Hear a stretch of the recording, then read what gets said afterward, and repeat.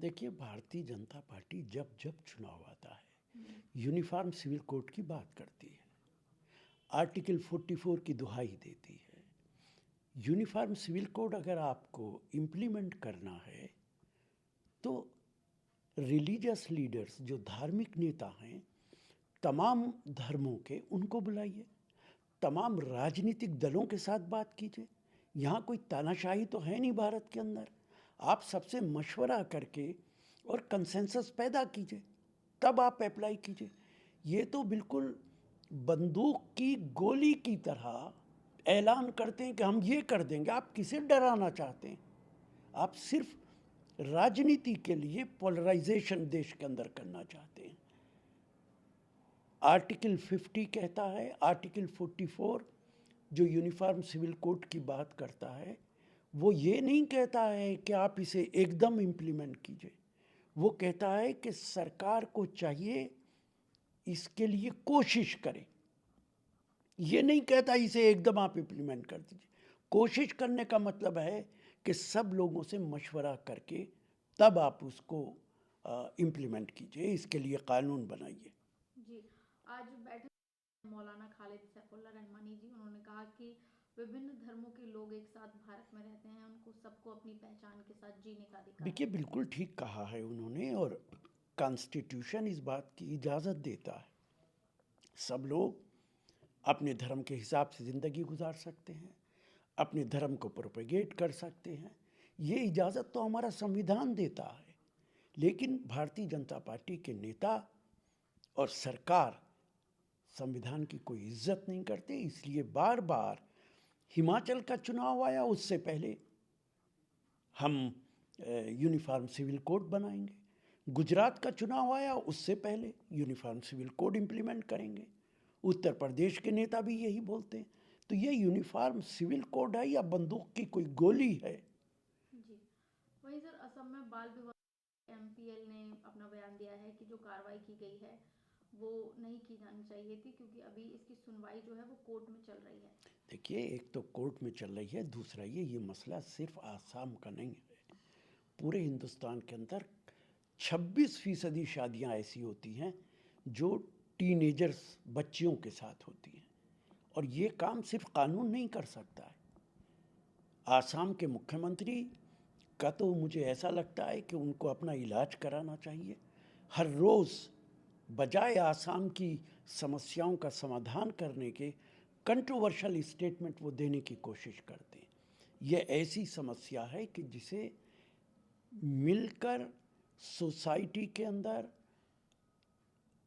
सारे लोगों को कन्विंस करके की जा सकती। सिर्फ कानून अकेला काम नहीं कर सकता है। ये तो लोगों को पढ़ाना पड़ेगा, उनको कन्विंस करना पड़ेगा एनजीओ के ज़रिए, दूसरे लोगों के ज़रिए। लेकिन आसाम का मुख्यमंत्री तो भारतीय जनता पार्टी के नेताओं से भी 2 कदम आगे ये साबित करना चाहता है कि वो आरएसएस का सबसे बड़ा खैर ख्वाह है, आरएसएस की नीतियों को सबसे ज़्यादा इम्प्लीमेंट करना चाहता है। इस तरीके के मुख्यमंत्री इस देश को सूट नहीं करते हैं। जी, वहीं भी की गई है उससे सिर्फ मुस्लिमों को प्रॉब्लम हो रही है। देखिए, सवाल हिंदू मुसलमान का है ही नहीं, लेकिन जिस तरीके की मानसिकता आसाम के मुख्यमंत्री की है और बीजेपी के दूसरे नेताओं की है, उससे यही लगता है कि वो एक समाज के लोगों को नुकसान पहुंचाना चाहते हैं। इसलिए ये सवाल उठता है। आप आसाम के मुख्यमंत्री के बयानात नहीं पढ़ते, मदरसों को बंद कर देंगे, तानाशाह की ज़बान बोलते हैं, इसीलिए इस तरीके के सवाल उठते हैं। जी, All India Muslim Personal Law Board की जो बैठक हुई, इसमें ये भी कहा गया कि जो स्वतंत्रता है धर्म की वो सबको होनी चाहिए। और इसके साथ ही उन्होंने बताया कि 1991 में पूजा स्थल के अधिनियम को बनाए रखा, इसी तरीके का लागू किया जाना चाहिए जो 1991 में हुआ। देखिए, जो कानून बना था वो कानून पार्लियामेंट के अंदर पास हुआ था कि जो धार्मिक जगहें हैं, मजहबी जगहें हैं, चाहे वो मस्जिद है कि मंदिर है, जो मंदिर है वो मंदिर रहेगा, जो मस्जिद है वो मस्जिद रहेगी। बाबरी मस्जिद, राम जन्मभूमि को छोड़कर बाकी किसी मस्जिद मंदिर को तब्दील नहीं किया जाएगा। ये कानून पार्लियामेंट ने बनाया है। अब भारतीय जनता पार्टी के लोग इस कानून की अगर इज्जत नहीं करते तो इसका मतलब है कि ना वो पार्लियामेंट की इज्जत करते हैं, ना संविधान की इज्जत करते हैं। आज उनके पास ताकत है, इसलिए वो ताकत का नाजायज़ फ़ायदा उठा रहे हैं।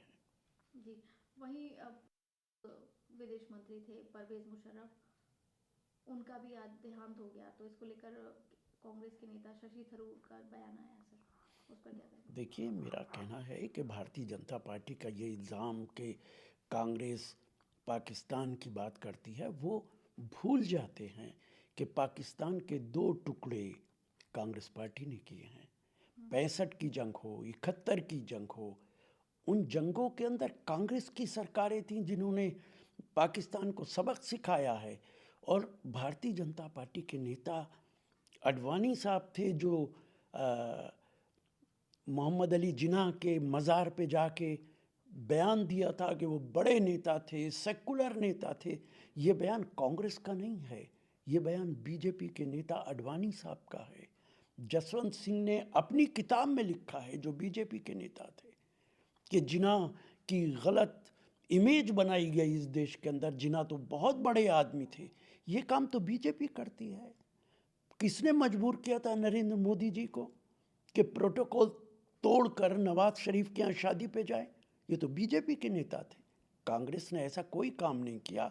अगर प्रो पाकिस्तान इस देश के अंदर कोई पार्टी है तो वो भारतीय जनता पार्टी है। नमस्कार, मैं हूं मानक गुप्ता। अगर आपको हमारा ये वीडियो पसंद आया हो तो इसे लाइक और शेयर जरूर करें, और हां, हमें सब्सक्राइब और फॉलो करना ना भूलें ताकि आप देश और दुनिया की कोई खबर मिस ना करें। तो जुड़े रहिए हमारे साथ और देखते रहिए न्यूज़ 24।